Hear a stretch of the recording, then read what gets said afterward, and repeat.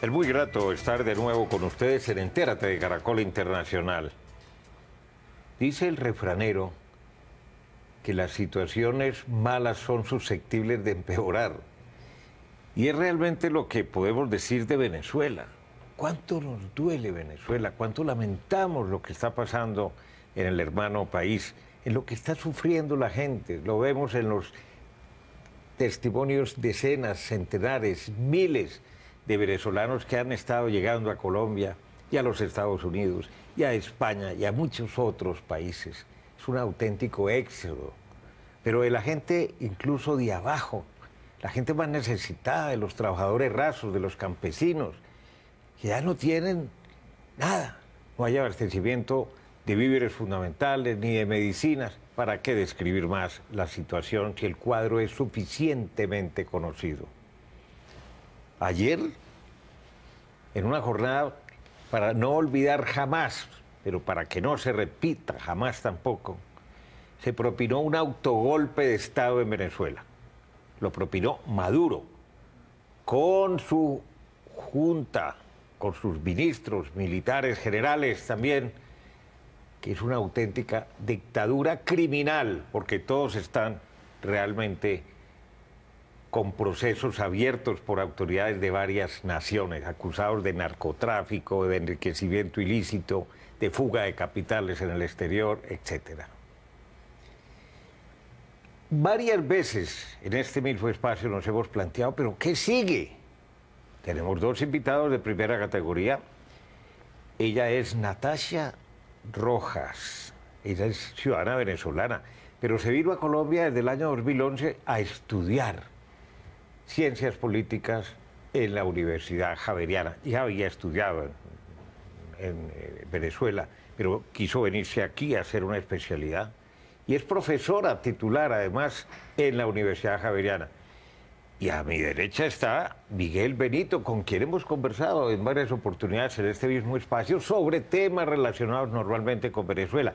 Ambos son profesores, son analistas, son expertos, son asesores de muchas instituciones, son académicos y muy respetables. Ambos conocen bien Venezuela, ella como ciudadana y el profesor Benito como que ha estado viviendo en Venezuela también con su esposa, que es colombiana. Y la problemática no puede ser más peor, pero es que lo peor estará por venir en Venezuela, Natasha. Bueno, muchísimas gracias por esa presentación y por la invitación. Y creo que siguiendo la misma línea, cada día cuando se cree que la situación no puede empeorar, algo sucede que cambia el escenario completamente, cambia las fichas del juego y genera escenarios completamente inciertos, un futuro completamente incierto a lo que vendría en las siguientes 72 horas, que son las más importantes en este momento. ¿Usted piensa lo mismo, que vienen 72 horas críticas? Perdóname, muchas gracias por la invitación y un gusto estar de nuevo en Entérate, Darío. Son 72 horas críticas. Igual que la semana anterior fue crítica, igual que la anterior semana fue crítica. En ese sentido, es cierto que pasan muchas cosas que cambian el panorama, pero al mismo tiempo no cambia lo fundamental, que es la correlación de fuerzas, las fuerzas políticas dentro de Venezuela. Y eso hace que lo único que hay es una especie de movimientos tácticos en los que se saca poca ganancia, en principio, hasta que alguien consiga encontrar una brecha en la cual romper y obtener esa ventaja. Pero de momento, tal y como están, estamos en una especie de estancamiento que ni avanza ni retrocede, en el cual pues, el país está dividido prácticamente 50-50, sin mayor capacidad de solución. Y profesor Benito, pero esa brecha la tendrían que abrir algunos militares que entiendan que realmente esta situación es insostenible. Evidentemente es quizá la única institución que tendría la capacidad actualmente, a priori. Las demás instituciones han quedado muy vaciadas o muy divididas o muy golpeadas por los distintos movimientos, la Corte, la Asamblea, la propia Presidencia. Los militares serían la única institución, el Ejército, que podría cambiar eso, pero suponer que los militares intervengan y cambiasen eso no siempre implica que eso vaya a ser para bien, necesariamente, no, más bien... Porque ellos están además permeados. Claro, hay una fuerte... También es la cuestión, los militares, pues podemos pensar los generales, que tienen una alta presencia en el gobierno, en todas las instancias de gobierno, han ido teniendo esa presencia, pero hay que empezar a preguntarse qué piensa los soldados, que empiezan los mandos medios, a los cuales la inflación les afecta como a cualquier otro venezolano. La Guardia Venezolana. Claro. Entonces, pero suponer que la intervención militar puede suponer una solución en el sentido que muchos pensamos de una mayor apertura democrática, garantizar el sistema. Liberación de presos. Eso es mucho suponer. O sea, actualmente, más bien, podríamos pensar casi lo contrario, ¿no? Que si el ejército se mueve, se movería allí donde puede obtener más beneficios, y eso quizá de momento todavía sigue siendo Maduro. Cuando vean que Maduro no es la ficha a ganar, quizás se moviesen. Y luego la otra cuestión es la ausencia de un líder en ninguna de las dos, ni en el chavismo ni en la oposición, que pudiese capitalizar eso. Es decir, esa figura de un nuevo protocaudillo o alguna forma de caudillaje no existe. No hay un líder tan fuerte, tan claro que pudiese movilizar. Por tanto, todo el sector militar se queda aparte mirando, sí, apoya al régimen, pero sin mayor entusiasmo. No es el entusiasmo que sentían los militares cuando Chávez era el presidente. Ayer nomás se murieron 16 personas, entre ellos un militar. El resto civiles, que fueron baleados por los colectivos armados que ha armado el régimen de Maduro. ¿De qué han servido 4 meses de protestas y ya van 116 víctimas mortales en todo el territorio venezolano como consecuencia de la represión oficial? Bueno, lógicamente en el país, incluso en la comunidad internacional, no se desean estas muertes. Hay que entender que el proceso de calle y la toma de las calles no es el mecanismo para la salida, pero sí es un mecanismo de presión. Y yo creo que se le debe a esa salida a la calle y la toma de las calles el pronunciamiento de la comunidad internacional. Es la primera vez que la oposición está siendo respaldada, o incluso, digamos, no la oposición está siendo respaldada, pero sí la comunidad internacional está reconociendo una violación sistemática de los derechos humanos, una ruptura del hilo constitucional, y creo que esto se debe al movimiento de la calle. Y lamentablemente a todas las víctimas, no solamente pero las ya la gente no le da temor salir, no le importa. Todo lo que vimos el fin de semana se podía demostrar que la gente empieza a romper el miedo y empieza a romper como todo ese paradigma que había de la pasividad de la oposición. Entonces hay que dejar bien claro en la comunidad internacional que con las marchas o con un plantón o con un cacerolazo el gobierno no se va a ir. Pero sí es una forma de llamar la atención, y es la primera vez que logran que la comunidad internacional realmente pose sus ojos sobre lo que está pasando en Venezuela y reconozca que hay una violación, especialmente con lo que sucedió ayer. Pero más allá de las declaraciones de los distintos gobiernos, ya iban como 20 y pico hasta esta hora que hacemos este programa, en que dicen no reconocemos como legítimos, ni válidos, ni transparentes los resultados de esta constituyente. Eso de pensar que un presidente con el 17% de favorabilidad según todas las firmas y las encuestas haya sacado más de 8 millones de votos, eso no se lo cree ni el propio Maduro y su cinismo. ¿No es hora de que algunas naciones, Estados Unidos en particular y otros, que anuncian el estudio de sanciones económicas, empiecen a apretar la tuerca? En principio, para empezar, es el único recurso casi, más allá también de los cortes de relaciones diplomáticas, que tendrían ahora los actores internacionales a ese nivel. Pero hay que ver si apretarle las tuercas a quién ahoga y a quién perjudica.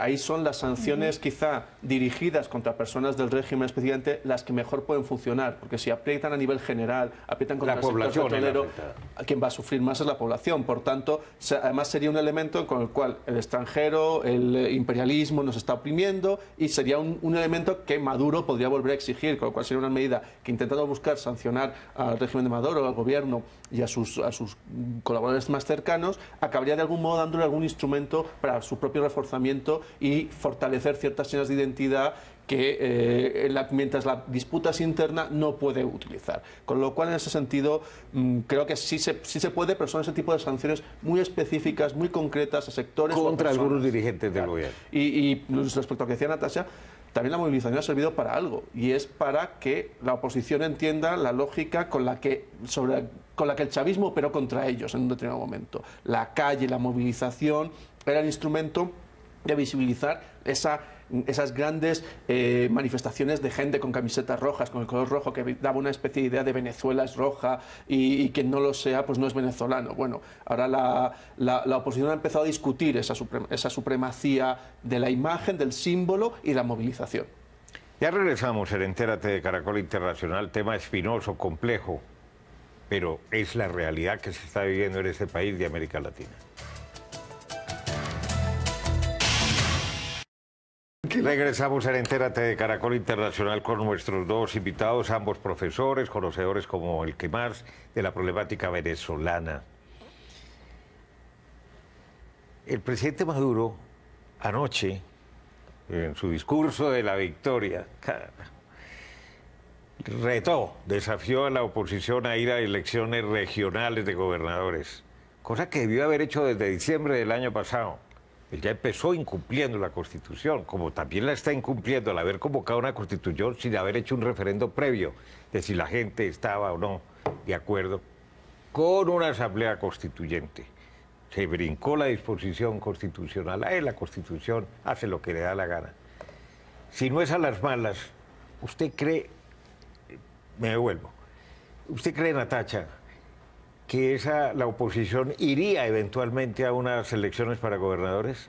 Bueno, esto era algo que se estaba discutiendo esta mañana y habían diferentes posiciones al interior de la MUD especialmente. Decían, bueno, eso tendría que hacerse una reunión y tomar decisiones, y gran parte de ellos lo que consideraban era que sí que había que presentarse a las elecciones. Aquí el problema es el siguiente. Para no dejarle todo el poder a... O sea, no se puede volver a cometer el mismo error que se cometió para las parlamentarias, que es retirarse, porque el hecho de que ellos no se presenten no va a deslegitimar el proceso y terminarían quedándose con todas las gobernaciones y con todas las alcaldías. Y a pesar de que ellos llaman ayer un triunfo y dan ese número ridículo, que digamos matemáticamente no da los 8 millones, si eso fuese verdad, igual tienen al menos del 50%. Eso no les daría para tener la mayoría de las gobernaciones y las alcaldías. O sea, digamos que el escenario sigue siendo favorecedor, entre comillas, en esta posibilidad.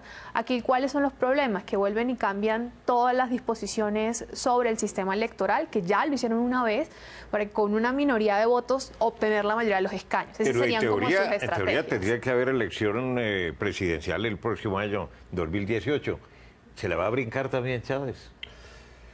Bueno, Maduro está haciendo todo lo posible, pero yo digo, como ya señora Natasha, la debilidad de Maduro queda más manifiesta en ese 40 y tantos % de apoyo de votación el día de ayer.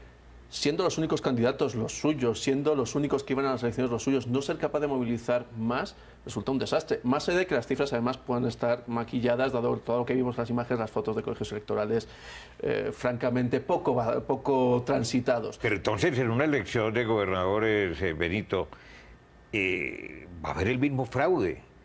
Va a haber, no van a ser transparentes ni limpias, ni van a gozar como tampoco una veeduría internacional confiable. Evidentemente, una de las primeras cosas desde hace muchos años que no hay en Venezuela es observación electoral internacional fiable. Tiene muchas restricciones, muchas limitaciones y es muy controlada, con lo cual esa parte de lo internacional ya hay muchos años en que no se ha dado.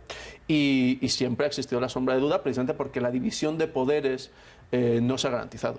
El Consejo Nacional Electoral ha sido un instrumento mayoritariamente volcado hacia el chavismo. La Corte Suprema... No es independiente. Claro, y la única institución y el único momento que se ha producido que hay una fractura institucional dentro del monolito chavista, que es cuando la Asamblea Nacional tiene mayoría de la oposición, el sistema tiende a colapsar, porque Maduro, que intenta hacer? Habilitantes, mecanismos que le permitan mantener el control unipersonal de todo el sistema. Con la Corte Suprema, claro, con los magistrados de confianza, con la presidenta del Consejo. En cuanto eso pasa, entonces sí, evidentemente, en la sombra de un posible cacerolazo, un posible pucherazo, podría estar ahí. La otra cuestión es que quizá ya los venezolanos no aguanten eso. O sea, los venezolanos cada vez han sido más conscientes y, como decíamos, más empoderados de sus derechos y han sido más patentes. Recordemos las discusiones que se filtraron de la última elección presidencial sobre los generales y también la Asamblea, los generales, el papel que jugaron de frenar un poco las pretensiones de Maduro, ¿no? Pues todos esos elementos hay que tenerlos en consideración. Natasha, si no es a las malas, ¿es imposible acabar con el régimen de Maduro y compañía? No, yo creo que la oposición, una de las cosas que ha demostrado, pese a que es difícil, no tienen la capacidad institucional ni los recursos, es que están utilizando las vías que la misma Constitución les genera. Algo que han dejado claro, aquí no se está llamando a la intervención internacional, ni a un golpe de Estado y ruptura del orden constitucional. Al contrario, la oposición lo que está procurando en este momento es retornar al hilo constitucional, hacer el proceso electoral que está en mora y prepararse para el siguiente proceso electoral del 2018. ¿Qué creo yo? Sí, ciertamente todas las instituciones las tiene el gobierno y estaría presto a un fraude como lo que se presentó ayer. Si los resultados serían nuevamente como lo que se dio para el Parlamento, lo que se dio para las elecciones de la Asamblea, el gobierno tendría que reconocer estos resultados resultados, lo mismo que conversaba Fueron 14 sobre el millones de votos en ese empeoramiento. momento. O sea, es imposible, la gente saldría a la calle y tendrían que reconocer, por esas razones que no se han vuelto a medir. O sea, yo creo que ellos también son conscientes de esa situación. Pero ¿hasta dónde entonces una situación tan caótica, cero democracia, cero confiabilidad, cero transparencia, no pudiera llevar a una situación de semiguerra civil, Benito? Bueno, en realidad ya estamos en el número de muertes de los últimos 4 meses. Hablamos ya de una situación tremendamente violenta, o sea, sin haber llegado a un conflicto abierto, pero sí a una situación tremendamente violenta donde el uso de la fuerza, el uso sobre todo por parte de esas milicias armadas por el gobierno, está presente y es un elemento de intimidación constante. Entonces, hablamos de eso, la migración que se está dando, Colombia lo está viviendo y hemos visto las recientes decisiones de Cancillería respecto a dar 150.000 permisos temporales para la recepción de venezolanos. Están hablando de una salida pues, que Colombia también ha visto momentos vinculados a su conflicto, a la falta de posibilidades económicas también. Es decir, los niveles inflacionarios, la situación de la moneda es tan catastrófica que bueno, pues estar allí no te sirve de nada. Alguien hace poco me comentaba, con la suspensión de vuelos por cuestiones de seguridad, ya bueno, tenía reservado billetes para viajar a Caracas en un momento, me devuelven la plata ahora, pero con esa plata que yo antes compraba un billete, ahora compro un almuerzo, por el proceso de evaluación, con lo cual todos esos factores hacen que la inestabilidad sea manifiesta y patente y que además tenga muy poco arreglo, porque incluso supongamos, habiendo supuesto que Maduro hubiera obtenido un apoyo mayoritario con este proyecto de constituyente, ¿qué hubiera arreglado eso? Seguiría siendo un proyecto de constituyente que deja al margen a cerca de la mitad de la población. Entonces, que no se han aplicado ninguno de los mecanismos de diálogos, así sean tan pobres o tan limitados como los que está proponiendo el presidente de España, José Luis Rodríguez Zapatero. Es decir, nada de eso se ha hecho, con lo cual no hay nada para reunificar el país, sino que se mantiene esa polarización y esa fractura.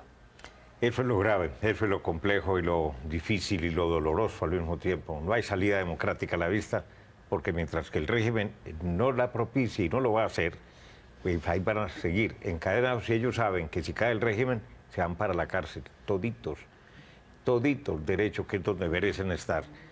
Ya regresamos en Entérate de Caracol Internacional. Regresamos en Entérate de Caracol Internacional, el análisis de la situación en Venezuela. Doctora Natacha, ¿hasta dónde va a aguantar la economía? Porque ese es otro boquete por donde realmente un régimen se puede venir y se ha venido en el mundo entero al suelo, ¿no? No, de hecho yo creo que la economía ya no está soportando, ya de hecho pasó el estancamiento en este momento. Tocó fondo. De hecho se habla de que no habrá crecimiento, se hablan de cifras negativas ya para este año, se habla de unas cifras de inflación nunca antes vistas en el caso venezolano. O sea, la economía completamente ya colapsó.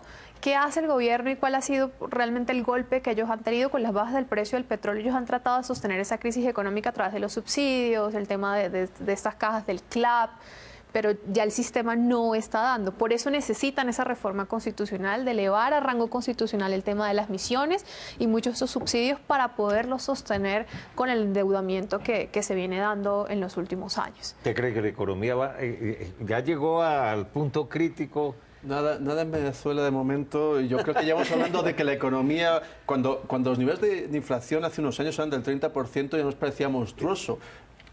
Y sin embargo, ha ido también. Ha sido muy curioso cómo el chavismo ha obviado ciertos problemas que hubieran fortalecido su legitimidad en el poder. Inflación era uno, inseguridad ciudadana era otro, y sin embargo ha tardado mucho o no ha tomado ninguna medida que lo atajase de frente. Y eso ha ido también minando sus bases de apoyo, porque los que más afectados se ven por la inflación, que es el llamado impuesto de los pobres, son las clases más populares, los que menos pueden comprar y a los que más les afecta un cambio del precio, por mucho que luego el aumento salarial sea más alto de la media. No compensa. No compensa. Entonces hay un empobrecimiento generalizado. 12 inquietudes finales, Natacha. La primera, supongamos que cae Maduro que caiga Maduro con todos sus secuaces. Supongamos que eso se da. ¿Cuánto tiempo puede durar el proceso de restauración, de recuperación económica, social y también política? Digamos que aquí vendrían como varios procesos paralelos que no se van a dar en el mismo tiempo. Creo que económicamente, pese a la crisis que hay, sería un levantamiento económico mucho más rápido que el levantamiento social y político. Hay una cosa que se rompe en Venezuela y es toda la estructura social. Esos temas de estratificación, identificación, el odio que ya se ha sembrado dentro de la población pasarán, yo creo que tendrán que pasar al menos 2 generaciones para poder restaurar este proceso. Y el tema político, retornar la confianza en la democracia va a ser un proceso también muy largo. Muy largo. Nos duele Venezuela. Muchas gracias a nuestros 2 invitados. Muchas gracias.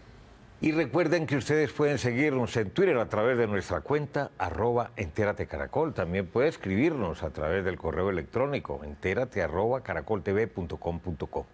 Visite nuestra página web www.noticiascaracol.com/entérate y allí podrá acceder a todos nuestros capítulos completos y los espero como siempre la próxima semana.